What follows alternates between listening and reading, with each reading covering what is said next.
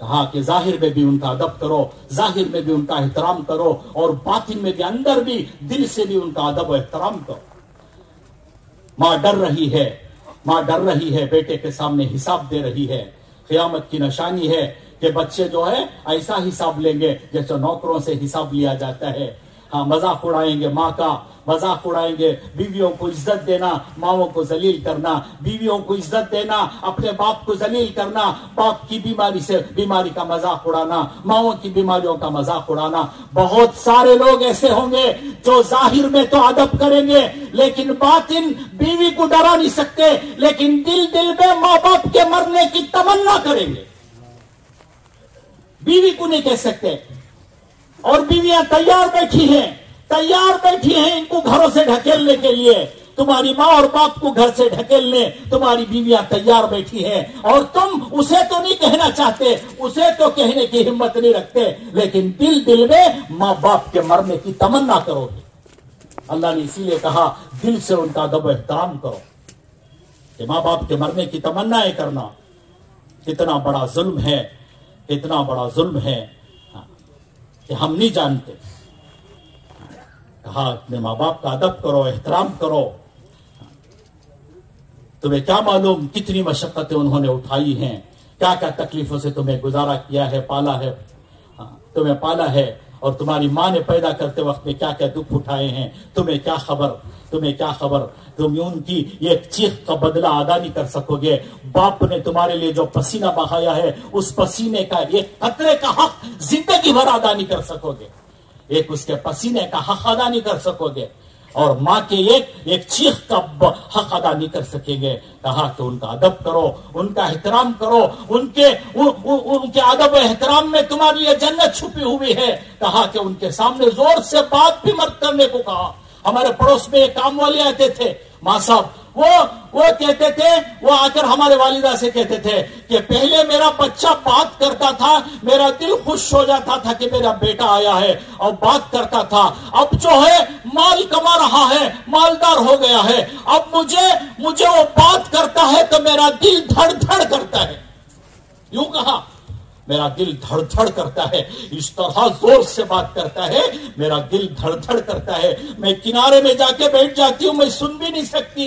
اسی لیے اللہ نے کہا زور سے بات مت کرو، تمہارے بڑھاپے پر اثر پڑے گا، تمہارے ماں باپ کے بڑھاپے پر تمہاری آواز کا بھی اثر پڑے گا۔ تم زور سے جوانی کے نشے میں بات کرو گے، تمہارا بوڑھا ڈر جائے گا، تمہاری ماں بوڑھی ڈر جائے گی۔ اللہ نے اسی لیے کہا زور سے بات مت کرو۔ ان کے سامنے زور سے بات کرنا دور کی بات ہے، اف تک نہ کرو، اف تک نہ کرو۔ قرآن میں حکم ہے، پوچھو علماء سے، اف تک نہ کرو۔ جانتے تھے اللہ، جانتے تھے کہ تیری آواز کا اثر تیری ماں پر پڑے گا، وہ بیمار ماں ڈر جائے گی، تیری آواز کا اثر تیرے باپ پر پڑے گا، تیری چیخوں کا اثر تیرے گھر پر پڑے گا، تیرے بوڑھے ماں باپ پر پڑے گا۔ تجھے تو جوانی ہے، تجھے تو جوانی کی طاقت ہے، تجھے کیا خبر کہ تیری چیخ پر ان کا دل دھڑ دھڑ کر رہا ہے، تجھے کیا خبر۔ اسی لیے کہا جوانی میں، اسی لیے اللہ نے حکم دیا زور سے بات مت کرو، ان کے سامنے نرمی سے، عاجزی سے، تواضع سے ایسی بات کرو جیسے لوگ دیکھے تو کیا سمجھ میں آئے، جیسے کوئی بھکاری بھیک مانگ رہا ہے، جیسے کوئی بھکاری بھیک مانگ رہا ہے، ایسے بات کرو۔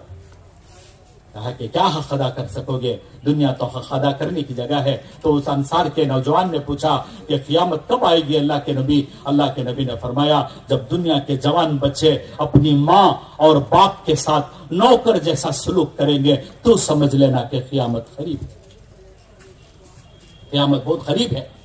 نوکر جیسا سلوک کرتے ہیں، نوکر جیسا سلوک کیا۔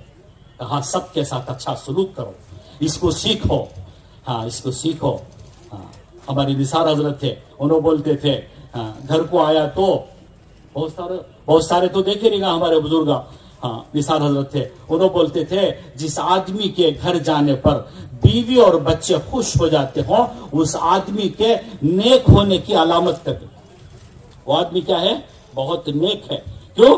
کیونکہ بیوی بھی خوش ہو گئی، بچے بھی خوش ہو گئے۔ انہوں بولتے تھے کہ جس آدمی کے گھر جانے پر بیوی اور بچے ڈر جاتے ہوں اس آدمی کے کمینے ہونے کی علامت ہے۔ वो आदमी कमीना है, आसमानों में कहा जाएगा ये बुरा है, ये बुरा आदमी है। बच्चे भी कोने पकड़ रहे हैं, दबक गए हैं, अब्बू आ गए, अब्बू आ गए। और बीवियां वो भी दब डर रही हैं, आ गए, जल तू जलाल तू आई बला को टाल तू, आगा अब शेर। बाहर तो माशाअल्लाह बड़े सलामा, बड़े मुसाफे, बहुत सलामा, बहुत मुसाफे, बाहर बहुत अच्छे, घर में जल तू जलाल तू आगे। अब आगे हजरत आको बैठे, शुरू करे। अब आको हेलमेट निकाले, चाबी इधर डाल को शुरू करे।